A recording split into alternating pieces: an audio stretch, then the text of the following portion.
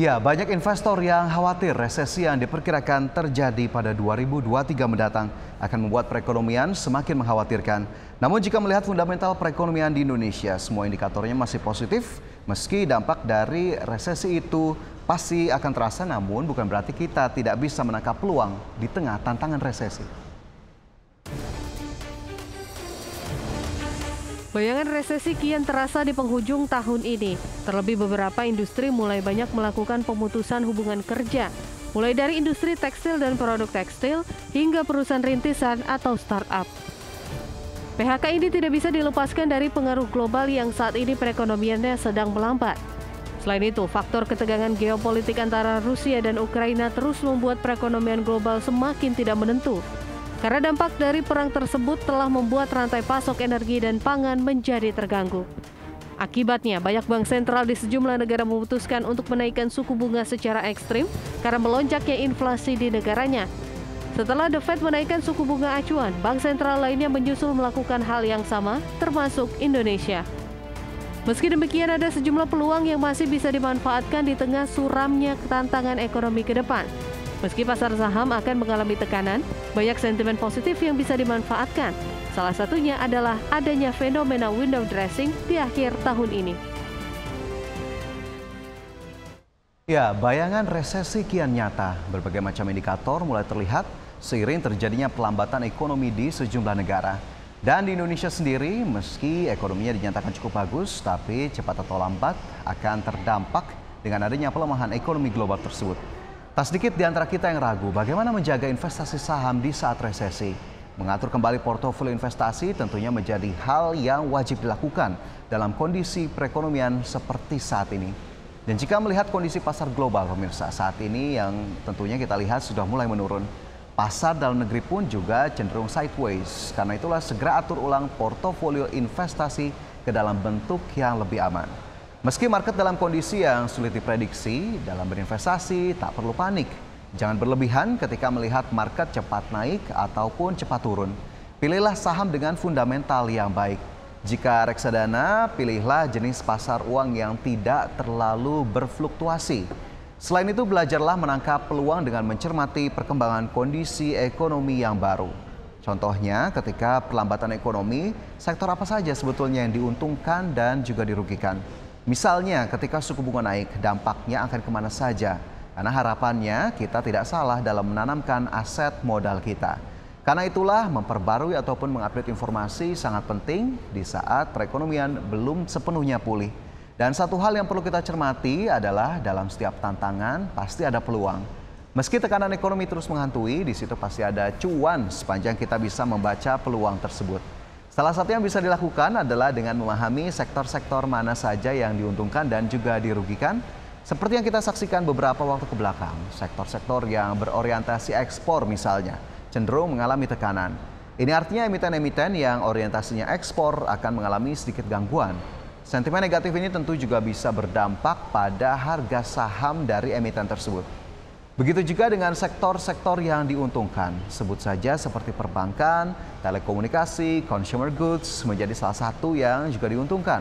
Terlebih Indonesia tahun depan juga mulai memasuki tahun politik. Dan selain faktor fundamental tadi, investor tentunya juga bisa mencermati fenomena window dressing dan juga Santa Claus rally yang umumnya terjadi di ujung dan juga di awal tahun.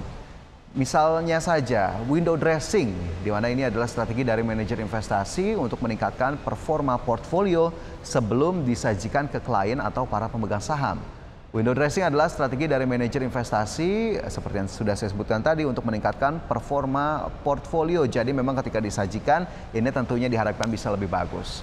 Dan tak hanya oleh manajer investasi, window dressing juga berlaku pada perusahaan atau emiten yang mengambil tindakan untuk meningkatkan laporan keuangan mereka.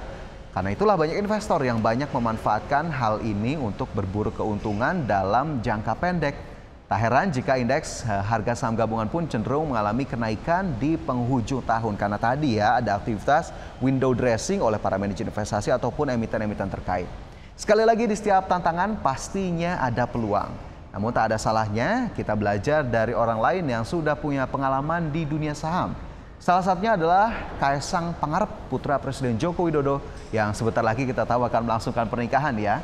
Di mana pekan kemarin secara eksklusif, reporter IDX Channel berhasil mewawancarai Kaisang Pangarep dan Kevin Hendrawan selaku brand ambasador saham rakyat dan CEO saham rakyat. Dan berikut liputan selengkapnya. Pemirsa, Anda kembali bersama kami dan kita masih berbincang tentunya bersama dengan founder dan juga CEO dari Saham Rakyat serta juga brand ambasadornya. Ada Mas Kevin dan juga ada Mas Kaisang.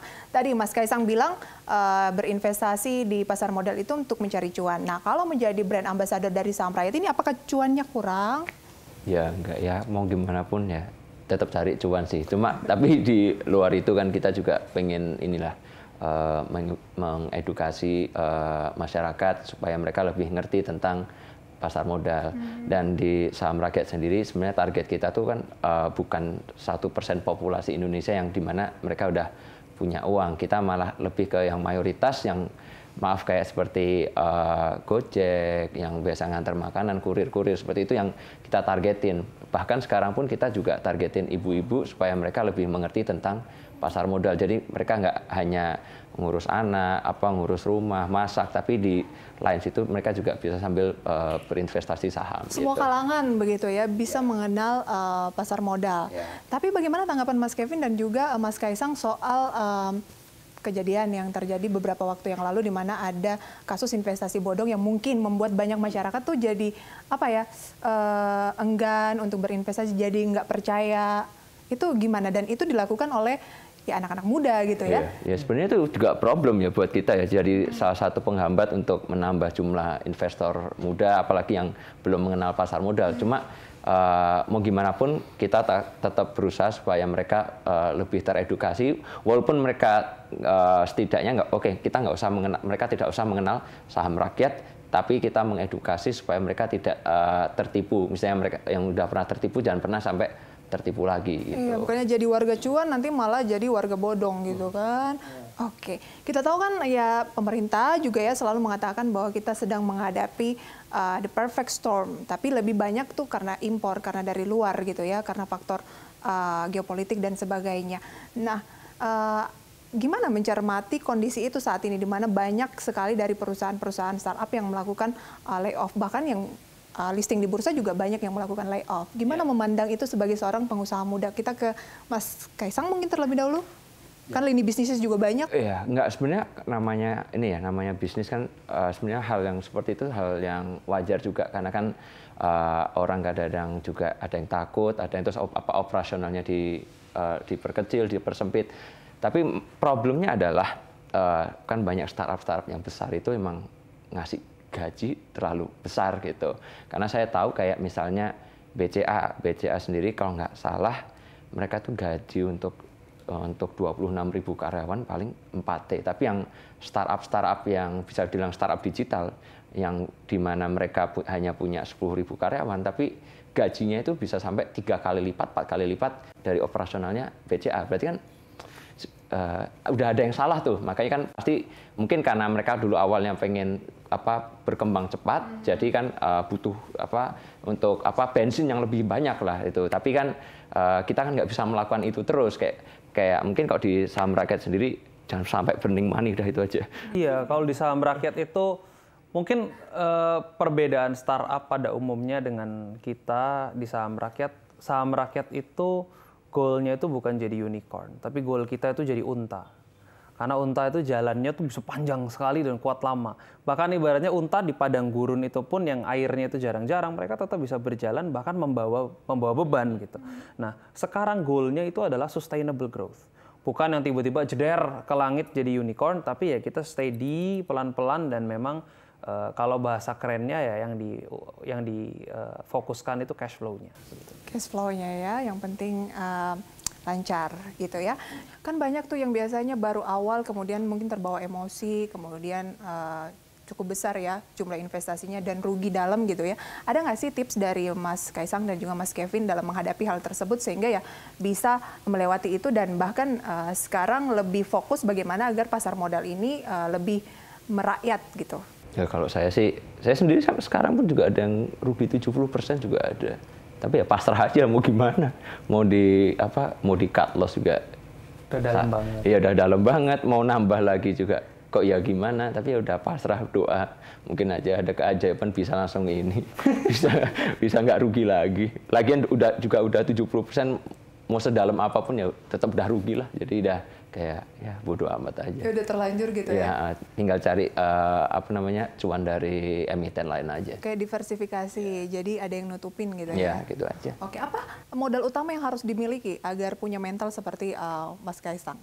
Kalau saya mental berani aja, pokoknya kan sekarang juga tinggal klik dah langsung, udah gampang kan. Oke, kalau dananya terbatas, kan banyak yang retail ya, masih retail biasanya tuh masyarakat Indonesia. Ya, kalau buat saya pribadi, saya tuh tipe yang bisa dibilang nggak pernah jual. Saya tuh tipe yang selalu beli. Ya. Jadi kayak jadi emang saya tuh pasti saya ada kayak kita ruangin waktu 1 minggu untuk pelajarin satu emiten. Ketika ini oke, bagus, baru saya beli. Dah lama nggak pernah jualan juga. Oh, berarti kuncinya memang harus dipelajari begitu ya, minimal seminggu. Jangan karena apa kata orang terus ikut. Ya kok saya apa kata orang nggak berani. Soalnya kena dalam juga kena apa kata orang. Lantas kira-kira apa tips untuk pemirsa di rumah yang mungkin ingin join bersama dengan Saham Rakyat ataupun yang baru benar-benar masih awam di pasar modal dari Mas Kaisang dulu? Kalau saya sih gampang, sebenarnya di Saham Rakyat sendiri kita tuh udah sediain bisa dibilang rekomendasi saham yang dimana itu langsung dari orang yang punya sertifikat. Jadi nanti di situ ada ada kecup itu yang dimana nanti di situ juga kita ini kalau mau beli ini di harga segini, ini menurut kan analisnya mereka semua lah gitu. Jadi sebenarnya gampang, tinggal join. Di situ ada semua sebenarnya. Webinar gratis juga ada, yang offline juga ada gitu. Jadi bantuannya banyak. Iya, apa yang kurang? Kita juga punya punya CS yang siap bantu, misalnya pengen tanya Mas, saham BBCA gimana ya? Apakah bagus buat long term atau short term? Itu nanti ada yang bantuin untuk jawab. Di grup chat itu ada analisnya juga. Oke, jangan sebut sahamnya sektor favorit di tahun 2023. 2023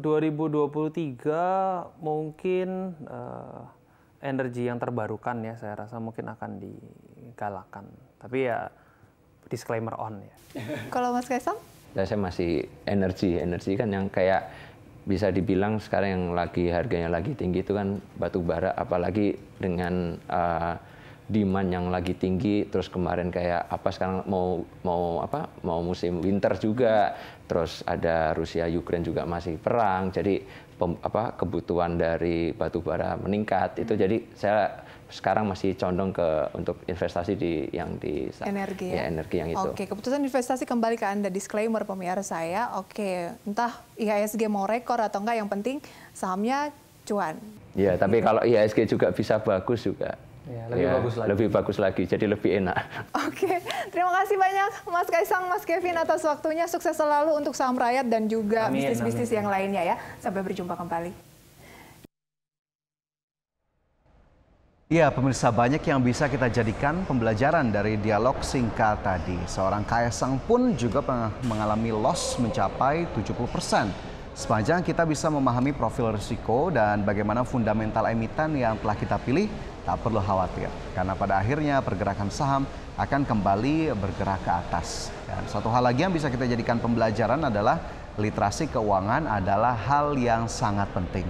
Apalagi saat ini marak sekali investasi bodong yang menawarkan banyak sekali keuntungan atau cuan.